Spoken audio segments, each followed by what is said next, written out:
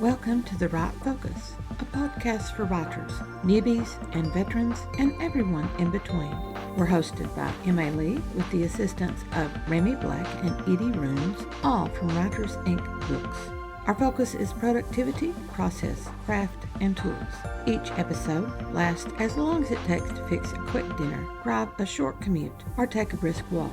Resources and links are in the show notes. Visit us at therightfocus.blogspot.com. Now, on to this week's episode.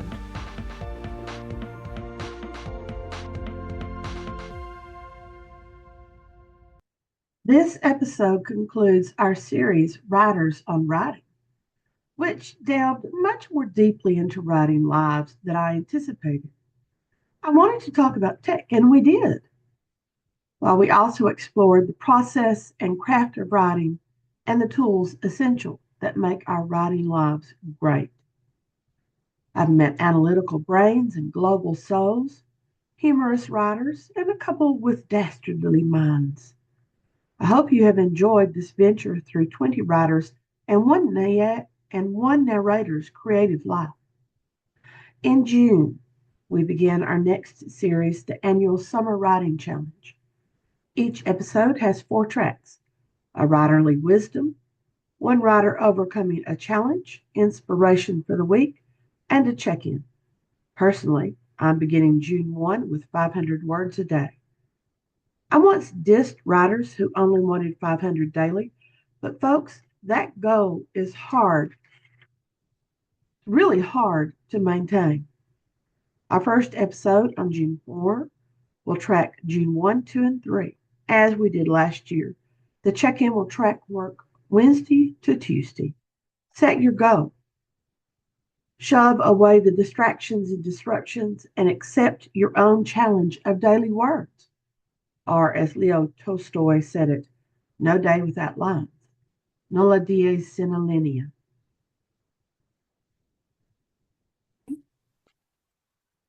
There we go.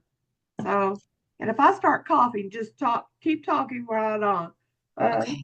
Because I think we had to cancel yours and reschedule because you were sick and now I'm sick, and I didn't want to deal with that problem. So we'll try to get through it. Hope you feel better. Thank you. And if I start coughing really badly, I will mute and you just keep talking. Okay. Sounds good. Okay. So Teresa Inge, where Hi. are you? I'm located in Chesapeake, Virginia. Oh, that's a wonderful area. Thank you. It's a Yeah, we're very not far. rich area. Yeah, we're close to the Outer Banks, which is an hour away, and then Virginia Beach is about maybe about 35 minutes away. So Yes, it's lovely. My sister lived just north of there for a while, and we would drive through, and it was just beautiful, beautiful place to drive through. Uh, so, tell me about your writing and your writing process, and then let's move into the technology that you find helpful for you or not helpful, as the case may be. And if I look over here, this is my good monitor, but this is the camera monitor. So, okay. Well, my writing process, believe it or not, I still work a full-time job for a global financial firm, and mhm. I actually go out to my car and write most days in the car. And it sounds crazy, but it's interesting because no one needs anything from me during that hour, and it's really the most peaceful time of the day for me. So I go out there and I write, and I get a lot done. I do a lot of editing. And basically, my writing process is that I don't need much. When I'm out in the car, I'll eat lunch a little bit and then I'll write. And then I write on the evenings and after work and during the weekends. And I have a little home office that I write in. And basically, I'll either have a glass of wine, depending on what time of day it is, or I'll have a sweet tea. And I really don't need much as far as writing goes, just my laptop, my beverage, a little place to be focused and write in, and that's it. And one thing when I think about it, the beauty of being a writer is that we can write anywhere. Yes. I have, and like I mentioned my car, but honestly, I have written on a plane, on a train, automobile, an RV, my back deck. And as long as I'm focused and have what I need, I can write anywhere. And I really like that because even when my husband and I travel, I can write. So, Yes. It is wonderful to be able to get yourself into a place where you know that you can focus and you can write. However, yes, there are so many distractions and disruptions that it's hard to get that focus time. How do you yeah. manage that? Um, Well, like I said, one thing I can tell you personally that my children are grown, and so it's just my husband and myself and we have one dog now. We had a dog pass away earlier this year, but it's just us. So basically, when I get off work, it's just us and have dinner, and then I can write. And as I mentioned, I write in my car. So it's really, I don't have little kids anymore running around, so because they are a distraction, a great distraction and yes. disruption. Hmm. I can remember trying to grade papers, well, essays actually once, and my nephew, who I was keeping, was creeping up behind me because he wanted to play. So he was going to keep surprising me while I'm. It's just it was a huge disruption of my mental process. Um, what? So you use your laptop. Yes. Do you use anything else? I had one person who uses her phone to take notes a lot. Do you use something like that and connect in, or you No. just laptop it? Straight with the laptop and I do my research on the laptop and everything I need to do. Yeah. Yeah. It's pretty simple. I'm pretty simple with my writing, Right. So yeah. Yeah. So you always make sure you have a good battery. Yes, always a good battery. Because let me tell you, it's funny you say that. I have had the battery die on this laptop. My husband tells me I burn laptops up, but because I use it so much. But I just got this one replaced recently. But I think I'm going to get a new laptop. But so far so good, as long as I have the battery. But yeah, I've had to replace the battery a couple times. Well, you could be like my sister. She can't wear a watch because she burns the watch battery up. There's something Hmm. about her electrical energy, and she will burn those up. And I had students in the past who they could not turn on their Macintosh computer because some energy spark would make it crash as soon as it came on, and they either touched the mouse or they touched the keyboard. So I would always set them down and say, "Don't touch anything," and that would make their friend turn it on and load what they needed. And then once it was up and ready to go, then they could type. Uh, so there are people who are electrical like that, and they burn through the electricity. Uh, what do you use? Do you use like a formula or anything when you're writing, or do you just write pantsed it out, or something like that? This is kind of part of the writing or technology as well, but so I always use a professionally formatted manuscript, and I'll work from one to another, and just update it and modify it. But one thing about that is that with the manuscript, I can just go in and change what I need to change. But I write a lot of short stories, and the short stories have a theme. So I work from a theme, and that helps me a lot, bring in ideas and generate, the writing and keep going. One thing, my short stories is that my female protagonists are always female protagonists, and I always make sure they own their own business so they can get out and sleuth because they're amateur sleuths. And Right. so they get out and own, they own their own business. They can get out there and solve the murder and solve the crimes.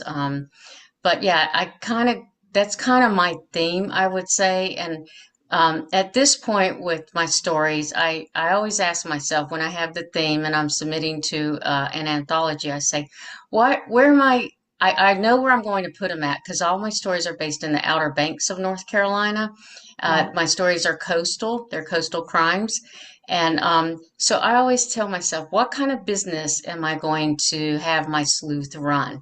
I've had them own wineries, dog walkers, motels, hotels, uh, a lot. They've owned a lot. And so that's kind of like the theme I work from. Do you think of the title first, and does that help give you some guidance, or you just working from the theme of what they're doing as their job? Yes, basically their job, and I intertwine it together. So if I have them own a winery, the murder will take place at the winery. Right, If I have them own a hotel or a motel, the murder will take place there. And with my dog walking series, I have a mystery series. With that series, so she gets out and walks the dog, so crime and murder take place all around her. right. So that's kind of fun too. It's not all at the same place, but I have had in my Mutt Mystery series, the crime at her dog walking business as well. Right. So are you indie published or are you traditionally published? I'm traditionally published.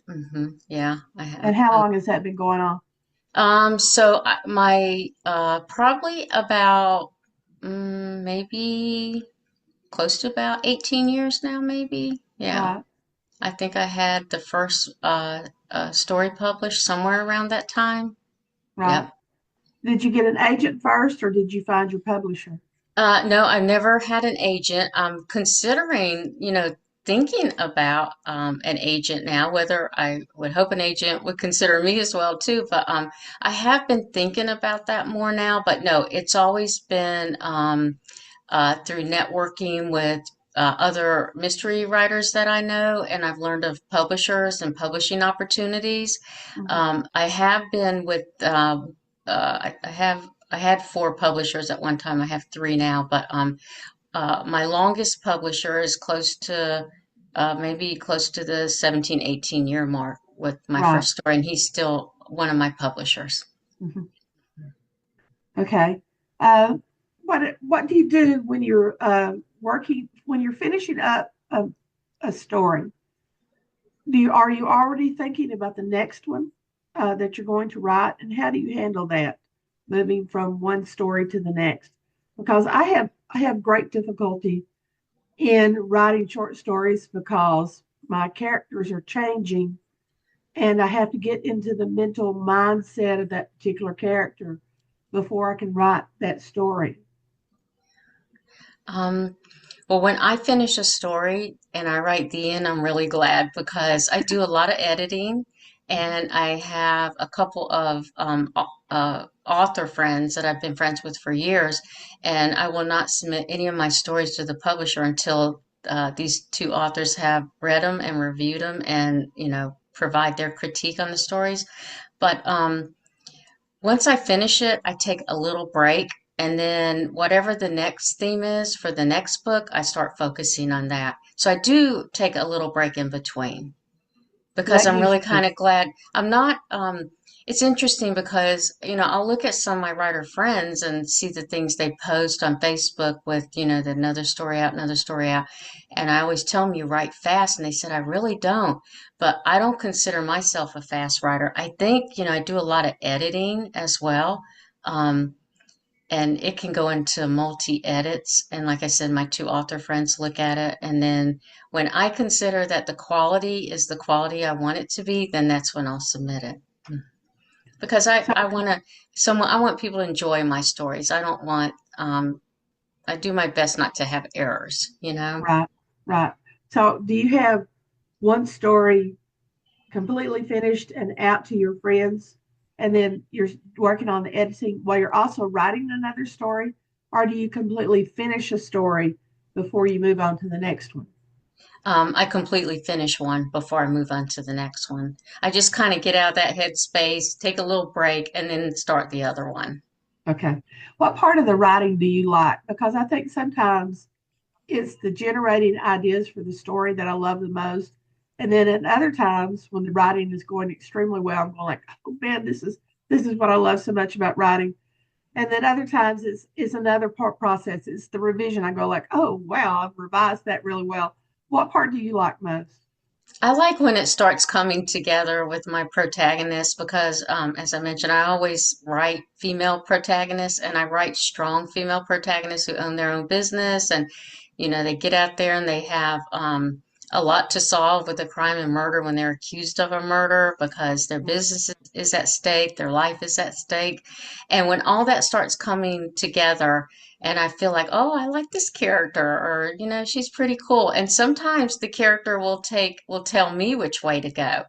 And I've learned to listen to them. I've learned. I'm like, okay, she's taking me in this direction. This is the direction I'm going. So yeah, I like it when it all comes together and I feel like, oh, I like her, pretty good character. So, and sidekicks too. I always like writing a sidekick as well.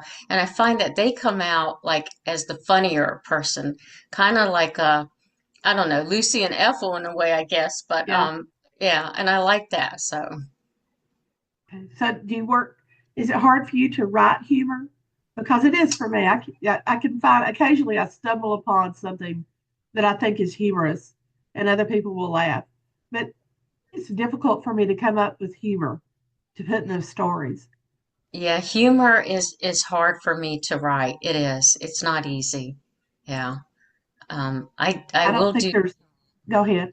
I will do humor, I will do some remarks and stuff in my stories, but it's not as easy because you want to make sure others get it. I get it, but then I'm like, well, they get it. And then I think that's part of that is just letting your character kind of drive you a little bit as to what they say and don't say, you know, Right. and how they handle situations that come up. Yes. I sometimes listen to humorous comedians who talk about normal everyday things, and then think, why do they have such a humorous take on something that I didn't find humorous at all? But when they say it, it's actually funny. And then I try to do that in my writing, it just falls flat. Yeah, me too. I'm the same way. Yeah. Um, when you're researching, do you have any particular places that you go when you're researching? One person I interviewed, they don't do any research for the places because it's all in their memory, places that they've been, and so they're using a place that's very well known to them. When I'm looking, though, I recently put a story in New Orleans.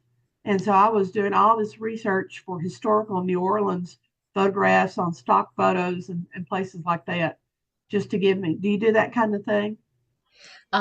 So with my research, I feel like research is really important to writers because I feel like, we're telling a story and we basically kind of have to be an expert at what we're at on the topic we're talking about.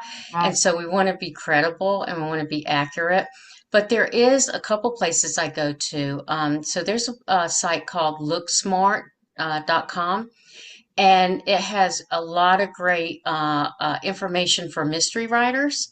And so there's a lot of links to, let's see, crime scene analysis, police procedures, government agencies, things that mystery writers will be looking up.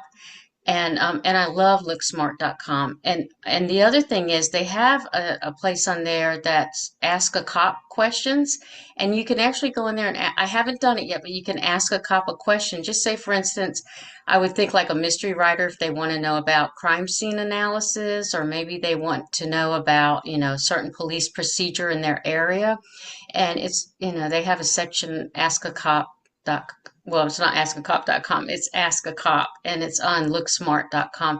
And I go to that site quite a bit. I do. I visit it quite a bit. And another thing, like I write, my stories are based in the Outer Banks of North Carolina. It's a coastal town. And I have looked up and gone to visitor centers and women's groups and historical societies because, it depends on when your story, the time frame, it could be 20 years ago. And a lot of businesses come and go.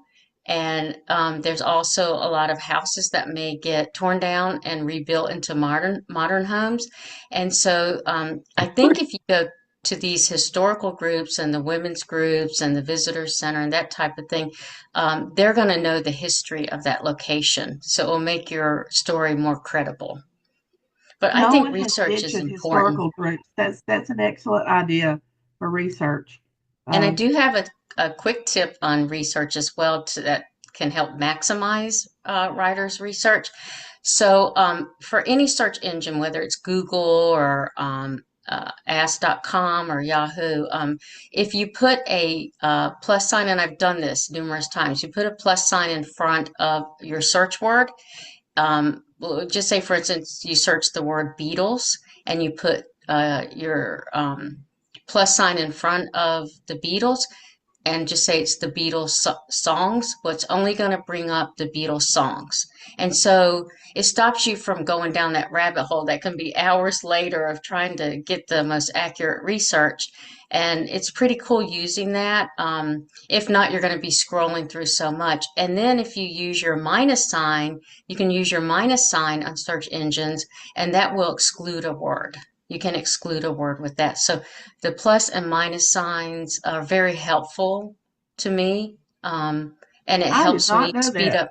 Yeah. So just say you want to, for instance, maybe you want to research apple pies or apple pies without cinnamon. You would put the minus in front of that word cinnamon, and Right. it will search apple pies without cinnamon. That's just an example, but it really will help you from having to spend so much time, on research. That's very, very important because I have been down hour-long rabbit holes for a detail that you know will add to the story, but you can't find it. And Mm-mm, then you you can't find it. find it, a whole day later, and you're going like, and it's just going to be one line in the story, and you just want to pull your hair out, but you know that it's going to give a wealth of information to your readers, and you want to give them that. I Uh, know I did contact a garden center, and the lady was a master gardener down in Outer Banks. I got her name from somebody because I was trying to figure out, like not necessarily trees, but what kind of trees grow down in the Outer Banks because you want that kind of stuff right in your location. You yeah, want it to be right.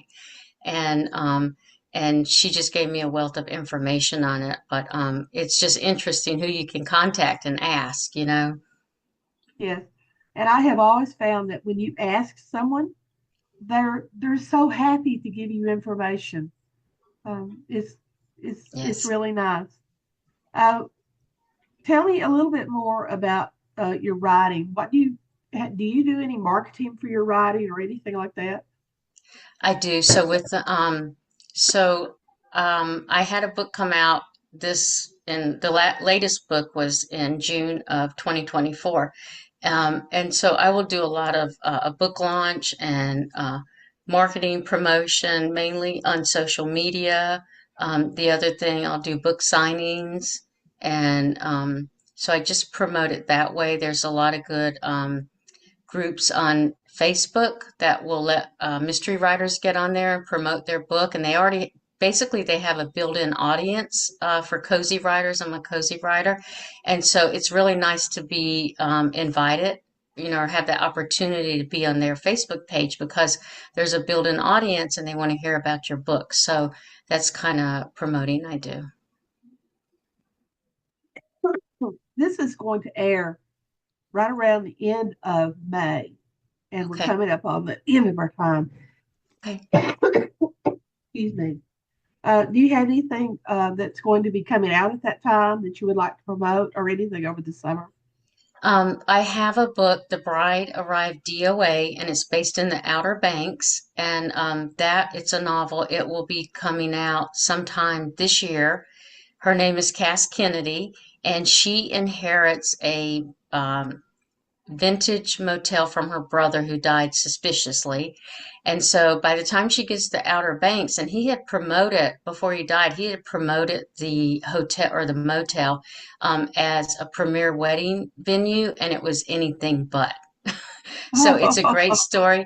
And I like her. I like Cass Kennedy and her two daughters. And but it's going to be a catering hall mystery. It'll be book one of three books. And then I have a short story coming out in Coastal Crimes 2, Death Takes a Vacation, and that's this month. That will be out this month. And she owns a wine shop. Her name is Tess Harper, and she owns a wine shop. So I always have them own a business, as I mentioned. And then I'm working on a short story now to submit to a publisher. And that's what I've got coming up. Okay. Have you ever thought about taking your short stories and bundling them together and selling them without going through a publisher, just doing that sort of indie? Yeah, I'm really interested in indie. several of my friends are indie authors, and it's really like, um, taken a big turn with indie authors. It's a great thing, I think. And I'm really interested in it, and I've thought about it. Yeah. And I think I'd like to do it, to be honest. One day I would like to maybe put a collection together of all my Right. short stories and do that. Yeah. And I know my indie author friends, they love the freedom they have, they can make the decisions on everything. Um, and I think Amazon, they take care of everything as far as the royalties and all that. So I think it's a great thing from what I'm hearing. I haven't done it, but I want to do it.